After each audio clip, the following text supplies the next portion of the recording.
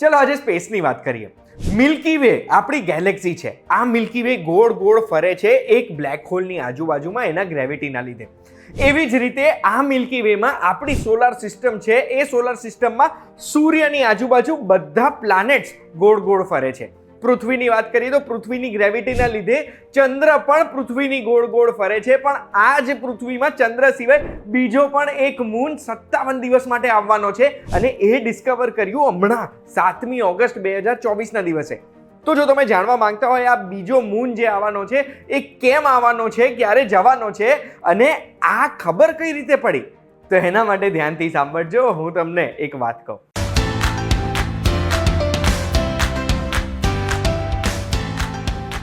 એક વાત તોમાં આપનું સ્વાગત છે. મારું નામ છે ગુંજ ઠક્કર. આજે સ્પેસની વાત કરીશું.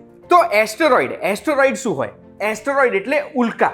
આ ઉલ્કા નાના નાના પ્લાનેટ્સ છે, નાના નાના એવા ટુકડા છે જે ટુકડા પણ સૂર્યની આજુબાજુ ગોળ ગોળ ફરે છે, પણ આ ટુકડાને આપણે હજુ સુધી પ્લાનેટનો એક ગ્રહનો દરજ્જો નથી આપ્યો. આપણા સોલાર સિસ્ટમમાં સૌથી વધારે એસ્ટેરોઇડ બેલ્ટમાં છે, એટલે માર્સ અને જુપિટરની વચ્ચે. અને આ એસ્ટેરોઇડ બેલ્ટમાં આટલા બધા એસ્ટેરોઇડ એટલે જ છે કારણ કે જુપિટર એટલો મોટો ગ્રહ છે જે ગ્રહની ગ્રેવિટીના લીધે આ બધા એસ્ટેરોઇડ્સ ત્યાંથી નીકળી જ નથી શકતા.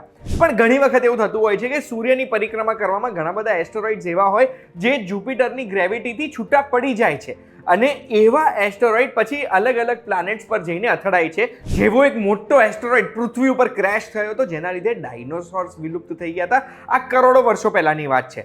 નાના મોટા એસ્ટેરોઇડ્સ તો અથડાતા રહેતા હોય છે, પણ ઘણી વખત મને વિચાર આવે કે યાર આવો કોઈ એસ્ટેરોઇડ સ્પેસમાંથી પૃથ્વી ઉપર આવી જાય અને આપણે માણસોનો ખાત્મો કરી દેતો, એ આપણને કઈ રીતે ખબર પડે?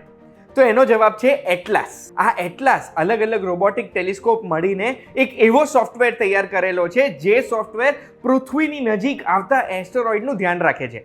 આ એટલાસનો ફૂલ ફોર્મ શું છે? Asteroid terrestrial impact last alert system. એટલે કોઈ પણ એસ્ટેરોઇડ જો આપણા પૃથ્વી તરફ આવતો હોય ને તો એની લાસ્ટ અલર્ટ એટલસ આપે આપણને, અને એ ઘણા અઠવાડિયા પહેલા. એટલસના અત્યારે 4 ટેલિસ્કોપ છે, 2 હવાઈમાં, એક સાઉથ આફ્રિકામાં અને એક ચિલીમાં. હવે આ ચારેય ટેલિસ્કોપ શું કરે? જ્યારે ક્લિયર સ્કાય હોય ને ત્યારે આખી રાતના 4 અલગ અલગ ફોટા પાડે. આ 4 ફોટા 4 ટેલિસ્કોપના ફોટા મર્જ કરીને જોવામાં આવે અને સ્કાયમાં જેટલી બી લાઇટ્સ દેખાતી હોય ને એ લાઇટ્સમાં એવી ઘણી લાઇટ હોય જે ધીમે ધીમે બ્રાઇટ થતી જાય. હવે બ્રાઇટ થવાનું કારણ કાં તો એની સાઇઝ હોય, કાં તો પછી એ પૃથ્વીની નજીક આવી રહ્યો છે એટલે. અને એ જે બ્રાઇટ થાય છે કે પછી કોઈ પણ એવી લાઇટ છે જે લાઇટ હલી રહી છે, તો આ એટલસની સિસ્ટમ આપણું ધ્યાન દોરશે એના તરફ અને પછી સાયન્ટિસ્ટ કેલ્ક્યુલેશન કરીને આપણને ગણીને કહી દેશે કે કોઈ પણ એસ્ટેરોઇડ પૃથ્વી ઉપર ક્યારે આવશે, કઈ સિટી પર, કયા શહેર પર, કયા દેશમાં, કઈ જગ્યાએ એનો ક્રેશ થશે, એ પણ આપણે કેલ્ક્યુલેટ કરી શકીએ. હવે કોઈ પણ એસ્ટેરોઇડ છે જેટલો મોટો એટલો વહેલા ખબર પડી જાય, પણ બહુ જ મોટો એસ્ટેરોઇડ જો પૃથ્વી તરફ આવતો હોય ને દેશ આખો ડિસ્ટ્રોય થઈ શકતો હોય તો એ આપણને 1 મહિના પહેલા આ સિસ્ટમ વોર્નિંગ આપી શકે છે. કોઈ નાની સાઇઝનો એસ્ટેરોઇડ છે જેમાં કોઈ શહેર આખો નષ્ટ થઈ શકતો હોય તો એની વોર્નિંગ પણ અઠવાડિયા પહેલા મળી જાય. એટલે બેસિકલી એટલસ સિસ્ટમથી લોકો પોતાનો જીવ બચાવી શકે. હમણાં રિસેન્ટલી આ એટલસના ટેલિસ્કોપમાં એક બહુ જ રેર ઇવેન્ટ કેપ્ચર થઈ. 2024 PT5 કરીને એક એસ્ટેરોઇડ આમાં કેપ્ચર થયો. હવે આ જે એસ્ટેરોઇડ છે ને આ એસ્ટેરોઇડ પૃથ્વી ઉપર ક્રેશ નથી થવાનો. પૃથ્વીના ગુરુત્વાકર્ષણથી આકર્ષિત થઈને ચંદ્રની જેમ પૃથ્વીની આજુબાજુ ફરશે અને પછી ઓર્બિટમાંથી નીકળી જશે. 29મી સપ્ટેમ્બરના દિવસે આ એસ્ટેરોઇડ પૃથ્વીના ગુરુત્વાકર્ષણમાં ખેંચાશે, ધીમે ધીમે પૃથ્વીની પરિક્રમા કરશે અને 25મી નવેમ્બરે પૃથ્વીની પરિક્રમા કરીને નીકળી જશે. આખું એક સર્કલ પણ નથી મારવાનું આ એસ્ટેરોઇડ. પણ જે આ 56.6 દિવસ માટે 2024 PT5 પૃથ્વીની આજુબાજુ ફરવાનું છે એ 56 દિવસ માટે પૃથ્વીના 2 ચંદ્રમાં હશે એવું આપણે કહી શકીએ. પાછો જાન્યુઆરીમાં પણ આ એસ્ટેરોઇડ પૃથ્વીની નજીક આવવાનો છે ને એના પછી સીધો આવશે 2055. આ સેમ ઘટના 1981 અને 2022માં પણ થઈ હતી જ્યારે 2022 NX1 નામનું આવું જ એક એસ્ટેરોઇડ પૃથ્વીની પરિક્રમા કરીને નીકળી ગયું હતું. એ એસ્ટેરોઇડ પણ 2051માં ફરીથી આવવાનું છે પૃથ્વીની પરિક્રમા કરવા માટે.